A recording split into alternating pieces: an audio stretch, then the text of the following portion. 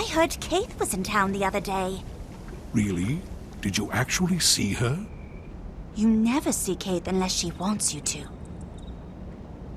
Have you heard any news about Logan Thackeray lately? No, I assume he's still sitting at the Queen's side. That's where I would be if I was him.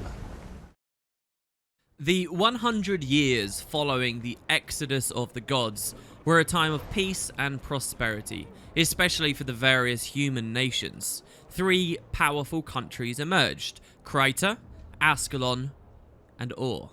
Each of these nations was home to its own dynasties, politics, and cultures, but no single country was seen as dominant. Instead, this was a time of invention and trade. Connections and opportunities led to the creation of guilds. At first, these were economic organizations, a means for merchants to meet, disseminate goods, and set prices. However, the guilds grew beyond the bounds of mere trade. Soon there were guilds geared toward warfare, religion, magical ability, and even social concerns. In short, any purpose that would bring together a group of people. Because the guilds fostered communication as well as economic prosperity, they transcended borders. For instance, a guild that held sway in Krita might also have chapters in Or and Ascalon. They also began to dominate the political arena. A king or council might make a law, but it was the military guilds that were responsible for enforcing the proclamation. In essence, guilds began to hold the real power of human society. Change came in the form of an enormous natural disaster. The volcano off the Crichton coast, which had been used to contain the Bloodstones, erupted. The stones were scattered throughout the land, and the magic they contained seeped into whatever they touched. Once humanity realized what had occurred, and the potential inherent in the Bloodstones, they attempted to possess them. However, because so much power was held by the guilds, they used their influence over the human nations to vie for control. It became an enormous game of power, prestige, and guile, with countless guilds each struggling to claim the Bloodstones. This period of strife and warfare was called the Guild Wars. The Guild Wars lasted for centuries across the 3. It was not comprised of any single campaign. Instead, it encompassed a long-term struggle between a number of distinct factions. Over time, with no clear victor, the quest for dominance embroiled all the human nations. Ascalon, Or, and Krita declared war on each other, which caused constant fighting, manipulation, and the deaths of many. The Third Guild War came to an abrupt and brutal end by the emergence of an even greater threat. The Char invaded the human kingdoms, and they brought with them such brutality and ferocity that all the other conflicts paled in comparison. The Char military was a force the human lands were not prepared for. They were used to human tactics and human sentiments. The Char were another force entirely. They looked at the human countries, weakened by war and infighting, and saw lands ripe for conquering and subjugation.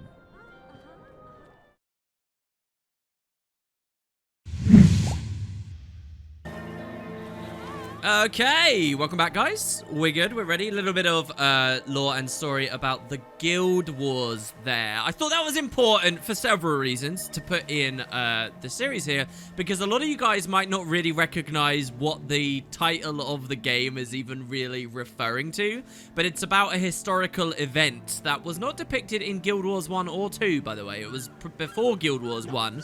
And, yeah, it was about basically human nations fighting against one another. And so that's really what the franchise is named after, this almost inconsequential thing. So this MMO really has got a kind of a strange name in that its name doesn't have much to do with the rest of the game. But there you have it. And a little bit of other trivia as well as we travel through Lion's Arch here to our next destination.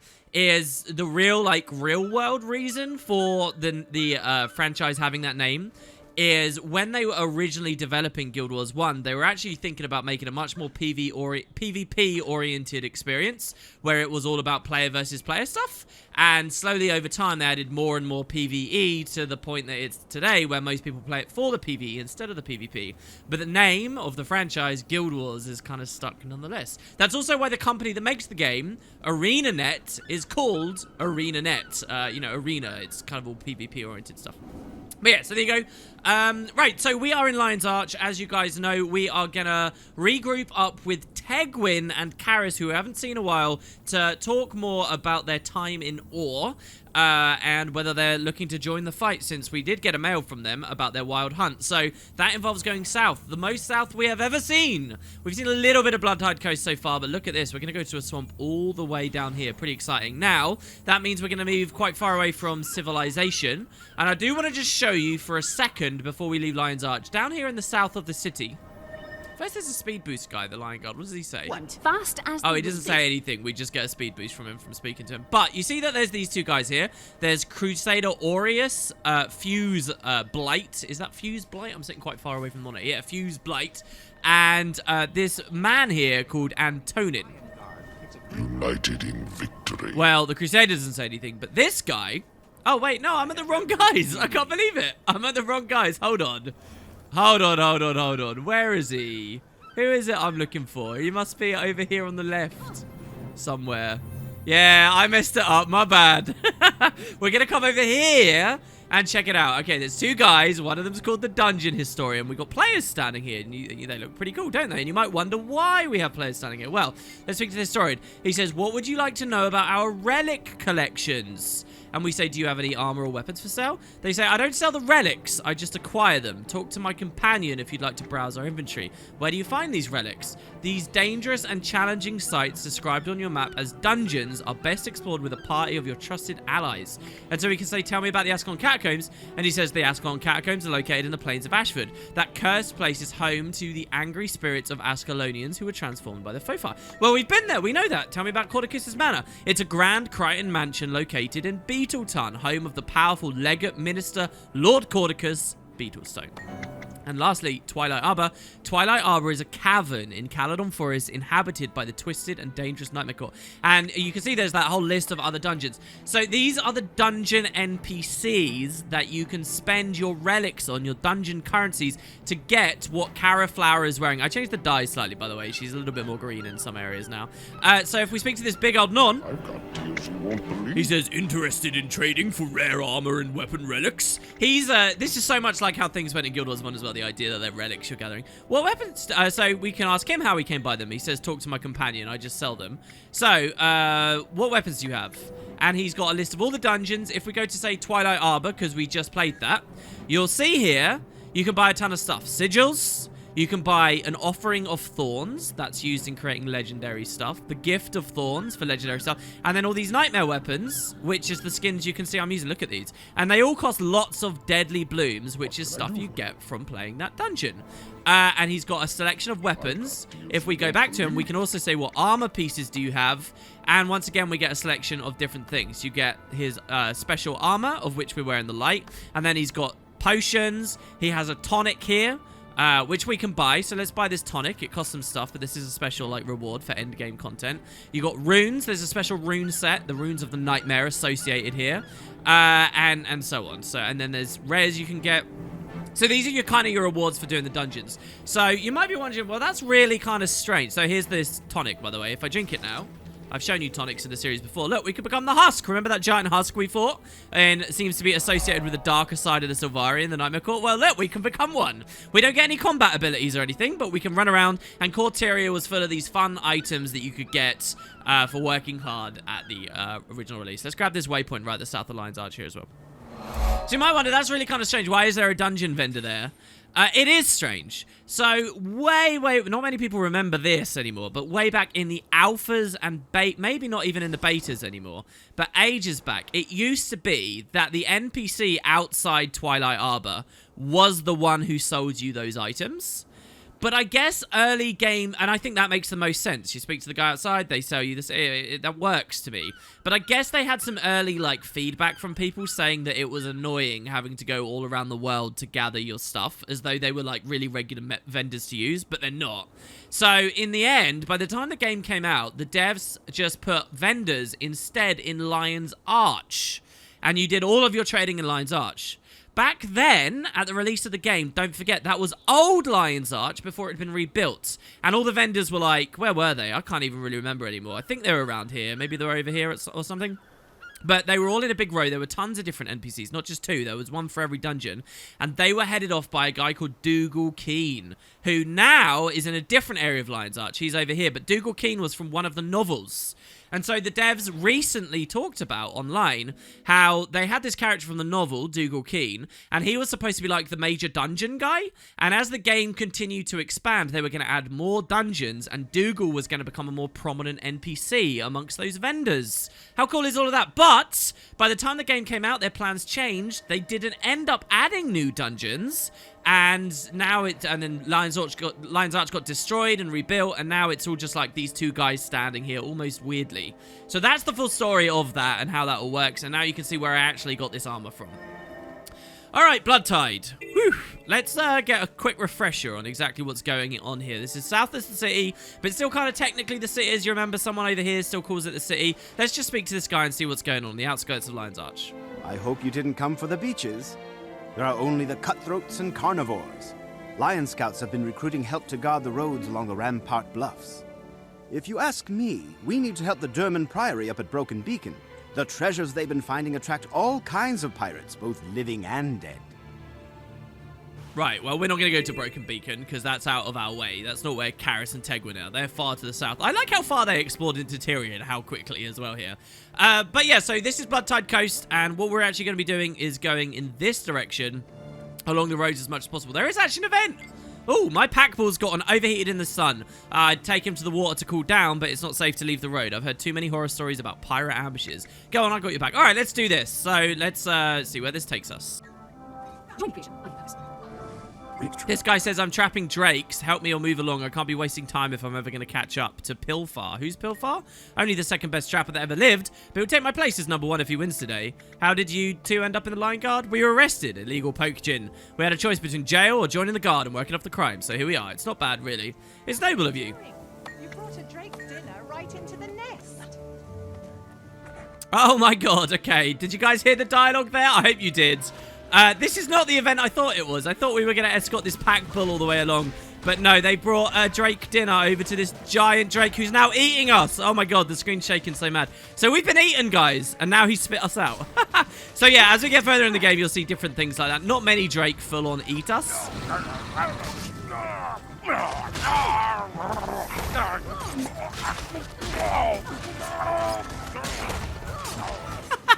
How long does that dialogue go? Oh my god. Okay, so the guy from the event has also been eaten now, and we want to save him. So let's deal with this. Luckily, we have a warrior. And he's crying again inside the stomach. That's kind of hilarious. I thought this was going to take us all the way along the road, and we'd speed up and then pause and then listen and then speed up. But I guess not. It's probably faster for us not to worry about this. The dynamic event escort that does take place here, if this actually is it, doesn't really have any story for what it's worth. It was just going to be a slightly more fun way of traveling through, so whatever, I suppose. This is one big beefy drake, isn't it? Jesus, I suppose this is going to happen a little bit more as we go further south and ultimately closer to Ore and, you know, the Risen down there. All right, cool. So he dies. He should spit the man out. There's the fisherman. Hey, dudes. We're going to get any... Here we go. You need to get back on the road. Head to Marshwatch Haven. Oh, it is the escort. There you go. Look. And so now he's going to go all the way over to the Haven. Oh, he's selling us stuff. I can't believe I'm still alive after being eaten by that drake, but I found the most amazing thing inside of it. Since I owe you my life, I suppose I will sell it to you. Want to see? He's selling us half-eaten shoes, and the quote on them is, these won't offer much protection. Half-eaten greaves or half-eaten boots. That's hilarious. Half-eaten gear was kind of a Guild Wars 1 thing as well, which is kind of funny. And even the most recent expansion has more half-eaten gear. All right, cool. We're just going to follow the road along, and we're going to continue on our journey. Oh, I had to cut there. I had the door go. Sorry, guys. Right, what we're in the middle of. I was going to read you the story journal, but there's something else I want to show you as well. Minis. So, we didn't get one on Caraflower yet. So, I decided, basically, there are minis for all 3 of the orders. So, if I type Whispers, there are 3 minis you can get for Order of Whispers followers that might come around with you, and you can pick one, including this very cool-looking Silvari one. You can do the same for the Vigil, but you can also do the same for the Priory. So, I thought it might be fun. So, we got a choice between an Asura follower, a Historian Norn, or an Explorer, who is a Silvari that looks... This is not Siren, just to be clear. This is not a mini Siren. But does look pretty cool and reminds me a bit of Siren, since we don't look Priory-esque anymore as we've got out of that gear. I figured we can have her coming around with us. We had an Asura up until now on this episode, but that seems fun to me. My god, our inventory is actually still packed from the dungeon, isn't it? Well, no worries, because we're at a haven, and they probably do trading here. So, let's see. This is Marshwatch Haven. They got a rat in the... Oh, they got multiple rats in there, so let's deal with those. Let's come upstairs and see. So here's an elemental sprite. We will be dealing with these much later. That's to do with a more recent update to the game. They have armor repairs, but they also have a trading post. Cool. So I can sell all my stuff to this guy. I'll see you guys in a sec. All right, there we go. That's much better. Now, I have kept a scepter here because I'm going to show you, now that we've finished Twilight Arbor, I'm going to show you some other ways to build Necromancer now as we continue along. And Scepter is going to be one of the big ones that's coming up. So lots of Lion Guard here, by the way. This place can get attacked and all kinds of stuff can happen. I'm surprised I spent so long there and nothing happened. So I will show you that Scepter, but I guess we'll do that in a short while. Moving on, we're going to come into this little cave now, which is one giant reference to the Pirates of Penzance. It's known as Moriarty's Hold. Looks like all of the merchants have returned. You got lucky. You've gone and stirred up the pirates now. But we're safe, right? You don't think they would attack the Haven? I guess that was people back at the Haven. We could hear them really loud and clear, which is kind of funny, but that was people back at the Haven. So in this quite cool, creepy, long, deep cave, you'll notice that there's lanterns, which shows people do come here, and most of the enemies here are just grubs and bats and things. So if we sneak past, and these kind of creatures generally aren't very hostile, so if we sneak past, you'll see down there is a secret pirate lair. Now remember, this is the Bloodtide coast. This is right out there here in the Bay of the Sea of Sorrows. There's a lot of pirate activity here. This is where the Hydra Queen is based out of. And so there's lots of different pirate factions that we can interact with and have fun. This is a heart area. So check it out. You've got some Penzan privateers duking it out with one another. It says up here to break up fights, to rouse knocked out pirates with water, and to eliminate rum causing these problems. So these guys basically just get drunk and fight one another. There's loads of ambient dialogue and fun stuff. This is one of my favorite places. Needle in me. If you're looking for a fight, you've got one. Don't start with me, you scurvy scoundrel. This is one of my favorite places in Bloodtide, just to listen and see what's going on. And I think there's lots of references to different pirate media here. I can't really hear what they're saying. They're too far away. There's someone here called Jim Boy or Jim Kid or something, and I think that's a reference to some other pirate-y thing. I'm sure someone in the comments will know, and they'll fill in. You guys have been pretty goddamn good with that so far in the series, but there's just loads of that stuff. Oh, here you go, Jim Lad. This kid, I swear, he's a reference to something. Ahoy, matey! Do you know where the captain is? Yeah, he went to find more treasure. If you hurry, you might be able to catch up to him. Also, look, it looks like he's got a dynamic event. Aren't you a little bit young to be hanging around these pirates? Oh, no. Yo-ho and a bottle of rum. It's a pirate's life for me. You also seem young for rum. Yeah, he's drinking rum. Ridiculous. Here we got a Norn pirate. Milton Moriarty. These finds... I wouldn't even know how to voice a pirate-sounding Norn. These finds where ain't free... You tell Captain Penzan that I'll be giving no more handouts to the crew until I'm paid proper. Who are you? I'm the crew supplier. I fetch the finest gear from Lion's Arch and distribute it here if I get paid, that is. I like how his voice completely changed on this line. Can I have some of this fine gear? These fine wares ain't free. All right, fine. So the captain, it seems to have left. So yeah, we can pick up rum and we can drink it and we can make ourselves drunk, as you can see. And Caraflower's not doing too well. I like the idea that Silvari get drunk very quickly. There's so much dialogue in Lion's Arch about Silvari getting drunk and how they handle their liquor. It's kind of amazing, but I think that they'd probably be reasonable lightweights. Look, guys talking up there. May the Risen claim your foul flesh. And they're going to be going at it. We'll leave them to their own devices. But this is a cool cave, and I nearly find every time... I'm really excited to do these next 2 videos, guys, because we go to so many cool places. I nearly find every time I explore south through Bloodtide, I always go through that cave, and I love this moment where you get... Look how cool this is. Look how amazing it is. So there's a swamp on the right. There's like a Hylic place over there. The water's off on the side. We could go a totally different route through Bloodtide as well at the same time, where we go down the other flank. But since the Sylvari are far to the south over here, this one makes the most sense. And look, the captain, it appears... is actually out here on his own without any of his crew, and he's been destroyed by these bloody buccaneers. Great, so let's save him, shall we? Here we go, they're up. So, Captain! Not afraid of a few dastardly rogues and some angry lizards. Let's go! Oh my god, he's already running in and fighting again. We can't speak to him either because he got in combat with a Siamoth. Dude, it's just random ambient stuff. Swell. You're talking. Okay, he says, well met, my friend. Is there something I can do for you? What are you doing? My first mate and I are on a little excursion, you see. Just fetching a little buried treasure to pay for the crew's merrymaking. If I help you, can I have some? You don't need treasure. Join my crew and you'll have everything you ever need. Fame, glory, and fine spirits. Lots of fine spirits. No further without rest. I'm dying of thirst. I thought you were scared of this swamp. Now you want to stay a while? So they're going to just relax here, I guess, for a second. He's formerly of the Captain's Council in Lion's Arch. Look at that. Currently of the Penzance Privateers. Surely you've heard of me. Wow, so the Captain's Council, don't forget, run Lion's Arch. Have we met any of those captains yet? But they're badasses, really. And he used to be one, but I guess he got kicked out. I mean, they're all pirates and brigands and things up there, so I mean, it makes sense. They're not necessarily all nice people in LA. Let's move on before these drakes make a feast of our bull here. Just think of the gold. And all of the rum we can buy once we've fetched it. So this is a hell of an exploration through the swamp, by the way. I am excited to do it. It's a very cool event in that this involves him grabbing treasure, and there's another event that... Captain, we've been running forever. Where is our treasure? Why, it's aboard our flagship, the Golden Peace. Hey, where is she anyway? Didn't we cast anchor nearby? I had her sunk. Remember? With the treasure aboard the ship and the ship on the ocean floor, no one will ever find it. Oh my god, are they going out in the water? I don't remember this bit. They go out in the water, Jesus Christ. All right, we could do some underwater stuff. I'm happy with that.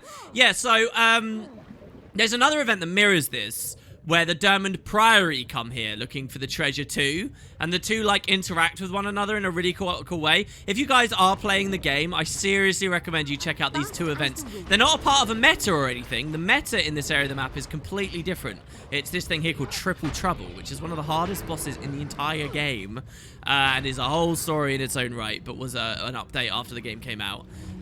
So yeah, this event's really fun. Huh? Just where I left you. I hope you didn't miss me too much. So they actually do have the treasure chest down here. We can interact with them. The chest has been rusted shut, but I guess he got it. That's cool. Are they swimming off again immediately? I don't see them anymore. Are they fighting? I guess there's a veteran crate treasure hunter. A crate treasure hunter. That's kind of amazing. All right, let's deal with this. Oh no, I've just realized the captain did run off without me. What the hell? He's not down there at the ship. He ran really far off. Look at the minimap there. Oh my god. Captain Penzance, I helped you with that ship and you just ran off. What a dastardly pirate thing to do. You bastard. Look, and he's getting himself killed. Oh, when was the last time you bathed, good man? You smell like a filthy pirate. But Captain, we just went for a swim. Surely it's the swamp you smell. Unless...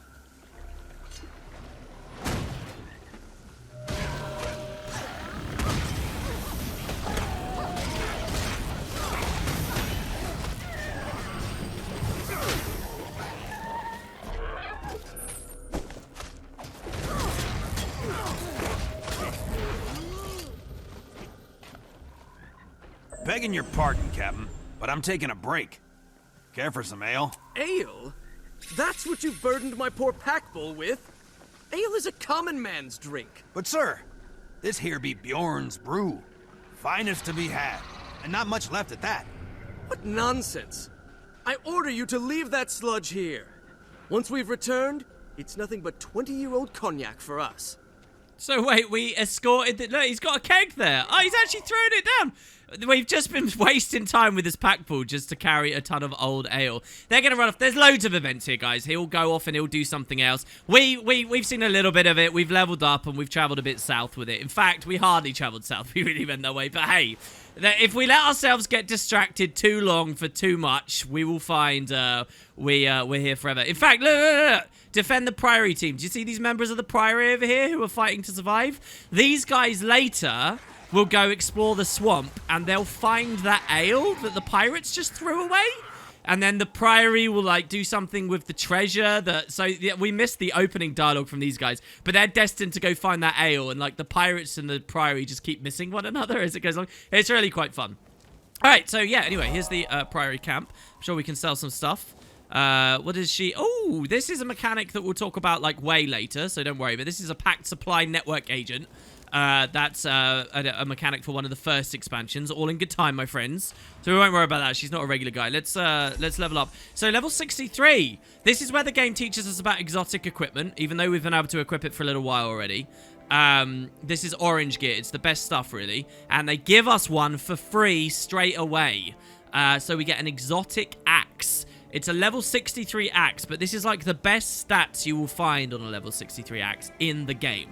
So exotic stuff's like really super rare. When the game came out, if you were trying to get exotic stuff through drops, it was really tiny chance to get it. Like crazy tiny, but this was the best stuff. And that was like the main excitement of the gear you wanted, to get full exotic. The funny thing was, even though it was hard to get from drops, it was really easy from other places. So I don't know. It's kind of 50-50. But yeah, we can throw away our old Nightmare Axe and equip this new one. And then maybe we can skin the new one as well, so it still looks cool. But yeah, okay, so we keep going south. The Sylvari are still a bit away. This is the Firth of Ravanian. With a waypoint and a scout all the way over there. I'm not going to worry too much about that. Let's not go into that river. I kind of don't want to do that, but we will stay up north. Now, guys, I want to talk a little bit about some new utilities as we can continue traveling now past these trolls and into the Matenki Pass.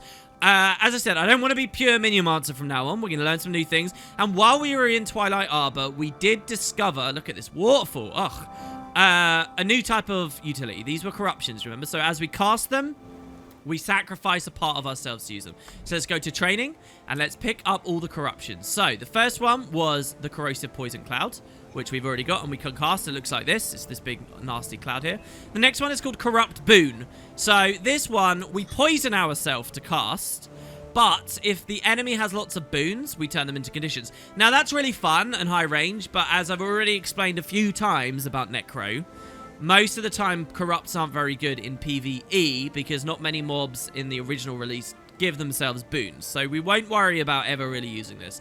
But I'm really happy to show you this next skill, which had an update very recently called Blood is Power. This was a Guild Wars 1 ability you guys might remember. So corruption. Let's buy it. Let's equip it and get rid of... It's going to be kind of sad getting rid of our minions, but trust me, we're going to show off all the cool ways to build a Necro.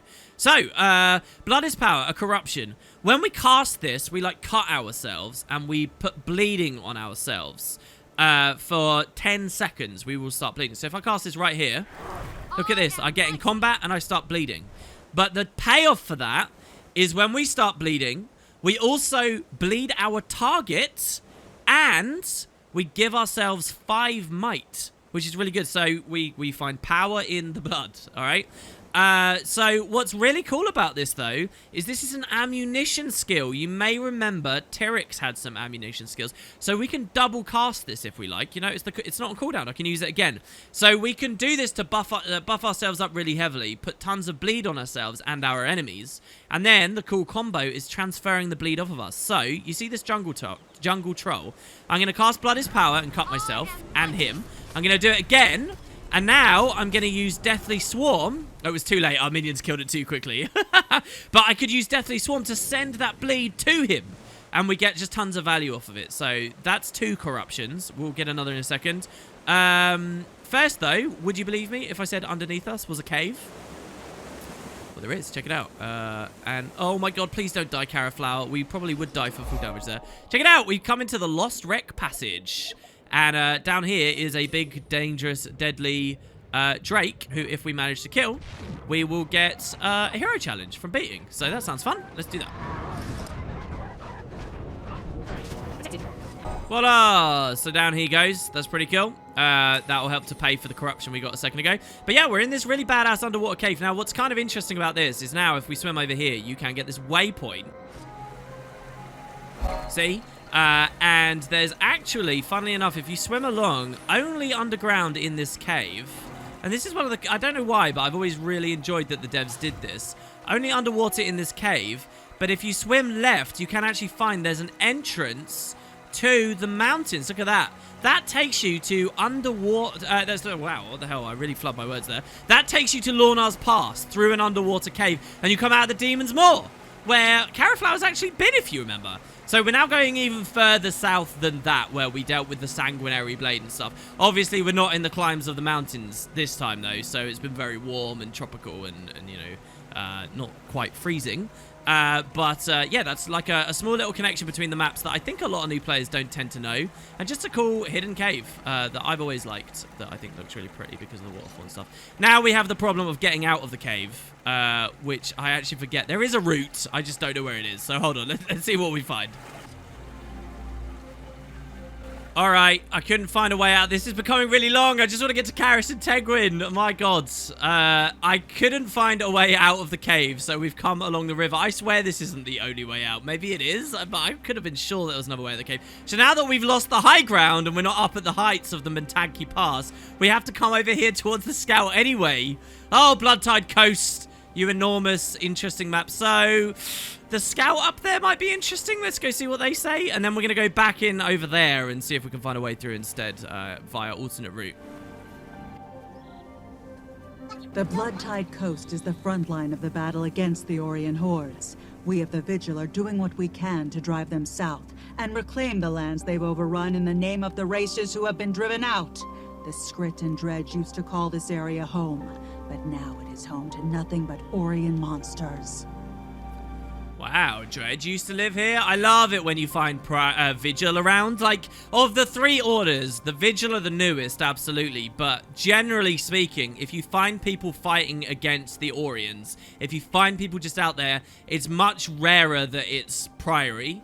And they tend to be, like, otherwise interested. They're not interested in just fighting the Oriens just to fight the Oriens. They fight the undead to get artifacts and things. So that's where you'd find Priory in their initiatives against it. The Order of Whispers would never out and out claim where they are. In fact, if you've noticed, we really come across very few members of Order of Whispers because they're secretive. It's the Vigil. It's wounded Vigil like this guy that you find as you wander around the world. It's Vigil that are holding the lines. And I really do think in a nice, like, blatant, blunt way, the Vigil are some of the, like, most heroic characters because of their role in that. All right, there is the goddamn waterfall that we fell down. We're not going to go down again. That was probably a mistake. I only went down there really to show you the hero challenge was good as well, I suppose. But yeah, so we're getting really close now. If you look at the minimap, we're near the next instance. It's called Shards of Ore, which, by the way, the Shards of Ore was the name of a dungeon that was added to Guild Wars 1, Eye of the North. So old players will recognize that as a cool fan favorite moment. And here we are. Okay, my God. Trahan. Can't wait to see it all. Karis, Tegwin, we have made it. Look, the Priory around as well. Shall we, dare we speak to them? What's going on, guys? You should be safe from the Risen for the moment. I believe I've discovered a remedy to their incursion. You have? What sort of remedy? In the course of my research, I found a ritual designed to repel the undead. Do you think it will work? I do feel it will work. It must be put into practice to tell for sure. I'm nearly ready, though. So he's probably some event, and spoilers, he probably will realize his ritual doesn't work. Nothing comes that easy. This Arcanist says, the undead here are in full force. We're attempting to study them, but it hasn't been easy. Study them? We've been trying to gather samples of their flesh in the hopes we can cure them. And how's that going? Not well. The subjects don't exactly comply with our wishes, and we aren't making any progress toward a cure. Remember, the dragons corrupt everything, and like the Risen are really just Zaitan's flavor of corruption. They're just corpses that are corrupted, and you can't get rid of dragon corruption. So it makes sense that that's what the Priory are trying to do here. Scary Swamp, there have been a few Risen, and we've heard quite a lot about them, but luckily we've managed to evade them up until now. But something tells me in this story step it won't necessarily, that evasion won't last much longer. Alright, Shards of Ore, let's do it. Undead Pirates. This makes me think so much of the most recent Uncharted game, the main menu screen for that. Alright, okay. Not the most recent, actually. Uncharted 4 is specific. First of all, it is an honor to see you again. Tegwin, Karis, I'm glad to see you both, but I come with urgent news. You are needed. It's Ord again, isn't it? Oh no, what's happened now? Oh, look, they recognize us. That's so cool. After we saved our village, Karis and I felt the call to continue fighting against all. It has become our wild hunt. A proud duty. Tegwin, I'm sure you remember the mirror that washed up on the beach near the village of Anwin. I remember it. I also remember how its magic forced me into awe, and the terrors I saw in that dark land. I didn't like awe at all. It felt like Zaitan's teeth were closing around me the whole time we were there. But we're safe here, right? I'm sorry, Karis, but that's no longer true. Zaitan has attacked Lion's Arch. Claw Island has fallen and the city may be next. Oh no! Oh, tumbling turnips! Lion's Arch? It can't be. Tegwin, you and Karis have seen the dragon's evil firsthand. We need you to be part of the Derman Priory's effort to save the city. Traherne, I want to help, but we have duties here. There's a champion of Zaitan in this swamp, and we've sworn to destroy her. Then we'll help. We'll enter the swamp with you and clear it out for good. Oh, goodness. Okay, well, that makes sense. They're not charging off already. No, they're not. All right. I mean, I love that description there. Zaitan's claws closing in around them for as long as they were at awe. That's fantastic. And I love how they recognize us as well. Obviously, any player that's a member of the Dermond Priory could be here in this instance. You could be a Char. They wouldn't recognize you at that point, and the dialogue would change. So, Tegwin, it's good to see you again. Hello, Caraflower. What can I do for you? Okay, so this thing that they're hunting in the swamp is called Herbos of the Wretched. What can you tell me about them? She was revived as a new, vile type of undead. If we don't stop her, she'll invade the forest. Wow, a new type of undead. How do you know Traherne, by the way? Traherne's my mentor. He has taught me much about the Orions and how to kill them. Well, we kind of already knew that. I guess that's dialogue for other people. Traherne himself. We'll have to destroy Herbos of the Wretched. Oh, he's ran off. He doesn't want me to talk to him. Traherne, get back here, man. What's on your mind? If we want Tegwin and Karis to join our cause, and that's what we do. I'm sure they join our cause anyway. It's just... Is this their wild hunt, then, to handle this one guy? What does Karis say? Who was Herbos of the Wretched? She was once... This is one of my favorite lines in the entire personal story, guys. I love this. For such a stupid reason as well. She was once an explorer, sworn to cross the Caledon to find the far end of the continent. She failed. So, the Caledon Forest, check it out. Okay, so, we hear about Sylvari, who was, like, pure where life goes, so too should you. Just pure exploration. So, it seems that they were, you know, they were born in the grave, obviously. They crossed the Caledon to find the far end of the continent, and they died here. So, they were going this way. So, they were trying to find the far end of Tyria over this way. It's so rare to hear the NPCs talk about beyond the game's borders and what they know of it or what they don't know about it and give us clues to that. But check it out. You hear about Sylvari are being born purely to explore. Imagine if this Sylvari failed, but what if other ones didn't and they're off on these huge adventures? I love that. And we say she failed. Now she's enslaved to Ore. The Risen discovered her body in this swamp, and by the dragon's will, they reanimated it into his service. Disgusting. So it sounds like she died, not necessarily to Zaitan, but later the Risen found the body, corrupted it, and she's back. So this could be why there's Sylvaria so interested in dealing with this, because it's another Sylvari that has become a Risen. I mean, this is kind of fascinating, really, because we've heard at many junctures that the Sylvari cannot be corrupted in any way. But here we hear about a dead Sylvari. Well, hold on. Did they specifically call her a Sylvari? Live well. She was once an explorer sworn to cross the Caledon to find the far end of the continent she found. So maybe it's not a Sylvari. Because Sylvari supposedly can't be corrupted. The Risen discovered her body in the swamp by the dragon's reel. So maybe this is just like a human or something that they met in the Caledon Forest. Because the Sylvari can't be corrupted, right? That's kind of a curious thing. I guess we'll see when we get there what they look like, what they sound like, what they talk like. Explorer. Knowledge is the greatest treasure. So these are the guys from the camp that we saw before. And they want us to go south. So look, Wild Hunt Valiants. People of the Wild Hunt actually come here to defend. This is kind of a weird Sylvari armor. Is that a normal armor? All right, let's go. In fact, oh my god, that's a big fight. With lots of Sylvari there. Let's get another corruption as we go in. The next one on the list is called Epidemic. Also a Guild Wars 1 ability. Wait, was this a guild? Was this a Mesmer skill in Guild Wars 1? I can't remember. Epidemic. So with this one, we apply vulnerability to ourselves. But what this does is it spreads the conditions that are on a target to all the nearby targets. It's unblockable. It does it at big range. It can't crit. It does a lot of the stuff. So Epidemic is a really kind of special thing. So we're going to equip our dagger here, and I'm going to show you some really cool necro combos, right? Remember, as a dagger, if we use Dark Pact, we can bleed ourselves. We cut ourselves with a dagger, right? We also cut ourselves with Blood is Power, and we can double cast it. So doing all of these, we can make ourselves bleed quite heavily. And if you remember with the Corrosive Poison Cloud, we also weaken ourselves. So I'm going to put tons of conditions on myself.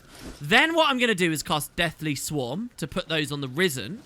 And then when a target gets all those conditions, I'm going to cast Epidemic on them. And what that will mean is all the conditions will go from me onto a single enemy and then spread from that single enemy via toxic, like, balls to everyone in the group. That's what's going to happen. We need some, like, healthy mobs, though. The Wild Hunt have basically done this on their own, so good job to these guys. But that's going to be the combo, okay? And I'll show you it in a second. Let's deal with these. It looks like they've dealt with it. The objective here is to deal with the Undead Swarm, and we've kind of done it on our own. All right, here you go. Look, they're coming in. So, I'm going to Dark Pact, Blood is Power, Corrosive Field, Blood is Power again, send it all to them. He's got 14 bleed, and now our Epidemic. And look how quickly this guy's dying. Look at him getting blown up there. And this one here as well. The entire group just got exploded with conditions because of our combo there. Because we stacked all of the bleeds up, put them on. And that is what Necro is really, truly great for. Manipulating conditions. Sending them all over the place. And corruptions are one of the best ways to accomplish all of that. So, let's take these out. And, yeah, we will continue with those fun things as well. Now, if the Risen put boons on themselves, we could turn the boons into conditions and then Epidemic them. And, oh, it just goes on and on and on, guys. Let's get our minions up, because we still do have 2. We're not going to get rid of all of them just yet. And this is before we talk about traits as well, yeah? So you thought Minionmancy was fun. There's, you know, there's so many different ways to build these professions. Death Trails. Almost forgot we could use that, eh? My god, the swarm doesn't stop. Do we just run deeper out into it, do you think? They just keep coming. They just keep appearing out of the swamp here. There's loads of ravens over there. I'm going to speed this up and see what happens if we just keep fighting. What have we got here?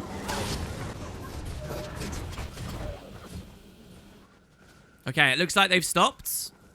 Maybe? Yeah, it looks like we've stopped them. Okay, that's cool. But over here we've got... So what is this? A ton of ravens and corpses and a dead Priory Explorer and a risen brew. Oh, dear. Oh, and all the ravens fly off the second we come close. That's creepy. Look at how dim the sun looks in the sky there. Bloodtide Coast is kind of a fun place because in the early Bloodtide Code maps, it's beautiful and gorgeous and so summery and tropical and amazing. And the more south you get, the closer you start creeping to ore. Just to be clear, we're near the bottom of Bloodtide here. We've got this whole map here. And then we get to, like, Orient places. So the closer we get, the more the sun starts to disappear. It makes me think of the Lord of the Rings and the Walk to Mordor. It really does. Maybe I'm a bit too much of a nerd for that. All right, we got a couple more to kill now. All right, Jesus. Okay, so we're going to keep moving. It says to destroy the second undead swarm now. And if we move forwards, it does appear. There you go. We get some more guys. Did everyone update their dialogue, or do you still have the same things to say, guys? No, it's all the same stuff still. So we got another wave of Risen. Let's check out our corruptions as well, by the way. We do have a heal skill corruption. It's the one that we started the game with. Consume conditions. So we eat conditions on ourselves, heal more, and we also vulnerable ourselves. Thing is, we don't really want to eat the conditions. We want to send them to our target. So we don't want to worry about that one too much, but it is a thing. Let's blow these guys up. Good, thank you. And now it says destroy the final undead swarm, which looks... Oh, okay, which is all the way down there. I think we have to turn around and go around this cliff to get to that.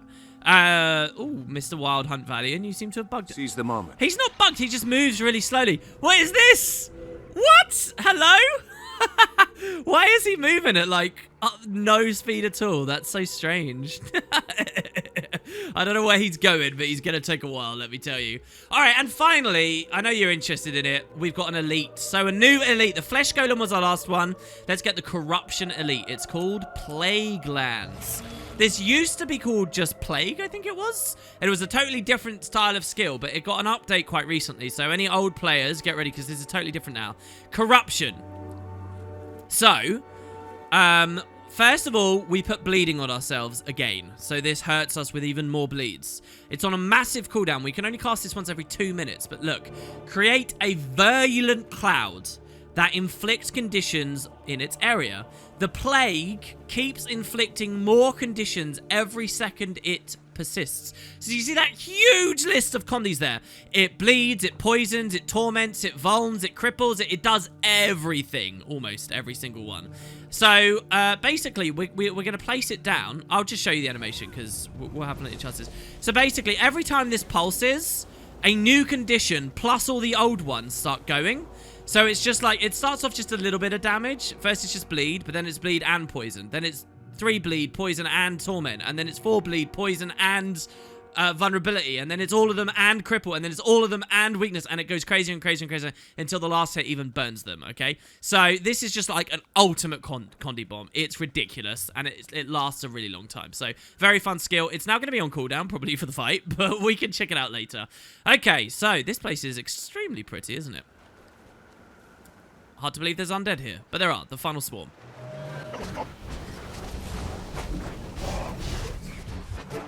Alright, that's it. That last one wasn't very difficult at all. Oh, here we go. We've updated. I think we've lured out the leader. Listen, do you hear that? It's their master, Zaitan's lieutenant. She's the one that drives these attacks. Her name is Herbosa the Wretched, and she's quite creepy. Mold in your mouth creepy. Once she's defeated, the undead will scatter. Ready your weapons. That scream is getting closer. Oh, God. Scream? Oh my God, can you guys hear that? Where is it? Oh, that's so creepy. Do we walk forward? Oh, it's over there. I see her. Oh my God. So if you look, this Herbosa is actually like us. Transfers conditions, plagues when gets attacked. So here's Herbosa. Oh my days. So a new special type of Risen that does different stuff. So Herbosa doesn't necessarily look that different. I mean, she's missing an arm. And I kind of wish that the devs had made some new varieties of Risen. But in terms of mechanics and things that she does have new abilities. So we have to be careful. Look, Plague Lands is up, so let's cast it. Ready? Boom. So let's watch the conditions on Herbosa here as they stand in our elite. Look at this. Oh, are they going to move out? They did almost dodge out. Look at this building up and up. I'm not doing anything else. And up. It's crazy. See? So, yeah, really, really kind of fun one. And then we can top them off with even more bleeds with the transferal. Oh, no, I can't transfer. We're on cooldown with Deathly Swarm. So what we probably want is more ways to transfer soon, by the way. So, yeah, let's deal with that and take her out. Whew. Good thing she stood on our elite that long. I do like Plague Lands. Farewell, Herbosa. May your spirit find rest in the mists. The mists, which are far from the dragon. Very, very far. Lucky Herbosa. Really. Karis, you moron. Thank you for aiding us. At last, I feel the abatement of my wild hunt's call. The danger here is over. Tegwin, you and Karis have seen what Zaitan can do firsthand. We need you, and those like you, to come and fight. Ever since our first journey into Or, Sylvari from the Caledon Forest have sought us out, wanting to defeat Zaitan. You fought with them today. They're a stalwart group, and loyal. If Karis and I aid you, they'll come as well. A unit of battle-trained Sylvari with experience in Or. What more could we ask for? Thank you. We'll see you in Lion's Arch. I'm concerned. The Orions are entrenched. It will be incredibly difficult to regain Claw Island. We can't give up hope, Trahearne. I haven't lost hope. In fact, I'm counting on hope to lead the way. I feel that we should ask for wisdom from the Pale Tree. If anyone knows how to defeat Zaitan, it is the Mother. Meet me at the Grove, and we'll speak with her before the battle. All right. Players, people who have already played the game know what's coming up. It's one of the coolest, most badass parts of the entire freaking game. Right, after this small excursion out here to Bloodtide. So, Karis and Tegwin have already ran off. That's a shame. I kind of wanted to catch up with it. Oh, no, they're still here. Here's Karis. Seize the moment. Now that Herbosa's threat is over, we can help you, Carrotflower. I like how she just speculates that the mists are really, really far from the dragons. Maybe she's right. Maybe that's what we all need to do. Just run off to the mists, right? Tegwin, are you still here? It seems Tegwin's left already. That's curious. Traherne, talk to me about this thing with the tree, if you don't mind. Well? Herbosa the Wretched was an example of Zaitan's most vicious power, to steal and corrupt our myths. How do you mean, Traherne? The Norn searched for Herbosa's body for many years. They never found it. It will cause sorrow to learn of her fate. Ah, okay, right. I see what they're going on about now. At least, so it was an undead Norn, and it wasn't traveling this way across the continent. It was traveling this way. But it said that they were an explorer of the Caledon, but the body was here. Did the Risen find the body in the Caledon forest and bring it across the Sea of Sorrows? Maybe. I mean, it became Zaitan's lieutenant, right? Or one of Zaitan's big cronies, so maybe it went to Or for a while. Okay, but it was a Norn. Herbosa the Norn. I see. Maybe there are references to that elsewhere in the story as well. Okay, so the myth among the Norn that she got away and she explored a ton of stuff, but only to find that she became corrupted by the dragon. That's really quite sad. Right, so yeah, we basically heard a little bit there. The Sylvari talked about the other Sylvari that have been in this mission, you know, back up here at the Dermot Priory Camp, those fighters. Then there were a ton of them, right? All Sylvari, all Wild Hunt Valiants that were up here. That elite squad of fighters, they have a name. We haven't heard it just yet, but I'll tell you what it is already. They're known as the Pale Reavers. And this is the start of the Pale Reavers in the story. And they're the idea of a crack squad of Sylvari that have experience in Or. And remember, Sylvari can't be corrupted. So if you're going to have a crack squad of fighters to take out Zaitan, ones that can't be corrupted are pretty goddamn cool, no? So the Pale Reavers, this is how they start, and we will see their progression in helping us out in the rest of the story. Starting off with a reclamation of Claw Island. But Traherne's right. How are we going to actually fight back here? We've defended it. We've got some allies. We've defended LA. We've got some allies, but they are entrenched. Well, he wants us to go to the Pale Tree to learn a little something. So let's return home here and see exactly what she has to say. Now, we all know the Pale Tree is capable of a great many things. She guided us to Or before with the mirror. She guided Kaith back into the dream. Well, when we visit her, you guys are going to see there's a little bit of a bombshell. And if you think you're done with Or and we won't be back there for a while, well, you may have another thing coming. Next time, I'll see you guys back here at the Grove. We're home again to see the mother after what I presume is several months away. So that'll be quite nice. Cheers, everyone. I'll see you shortly. You smell like someone who likes to fish. Hey, I study fish in my free time. Nothing wrong with that. The dragons would There are lots of fish around, and they're in trouble. Whoa, easy. That was a compliment. Kindred spirits, you and I. See the toxic shark they pulled out of Take the a lake whiff. the other day? I did. Why do you like Or so much? Sethus asked him one night when they were lying in their hammocks. He bunked below Kabaya, occasionally reaching up to poke him with one foot when he couldn't sleep, which was all the time. Or's boring, Kabaya. It's all sunk underwater now. There's nothing to see. It's not like you can ever go there, so what's the point? I'd rather hear about the heroes of the Searing in Ascalon, taking out the Char. Sethus punched at the air as if fighting an enemy, winning the hand of the fair maiden Gwen. Those are good stories. Char are just mindless monsters, Sethus, Kabaya yawned. There's nothing interesting about a mindless eating machine. You might as well be scared of the Dolyak that pulls the carts in the city. Or is where magic comes from. The gods themselves lived there once, and now it's vanished, beneath the ocean, never to be seen again. Think of all the riches it must contain, the wealth and ancient secrets. I'd take that over monsters any day. Or sank because of the Char, Sethus said smugly.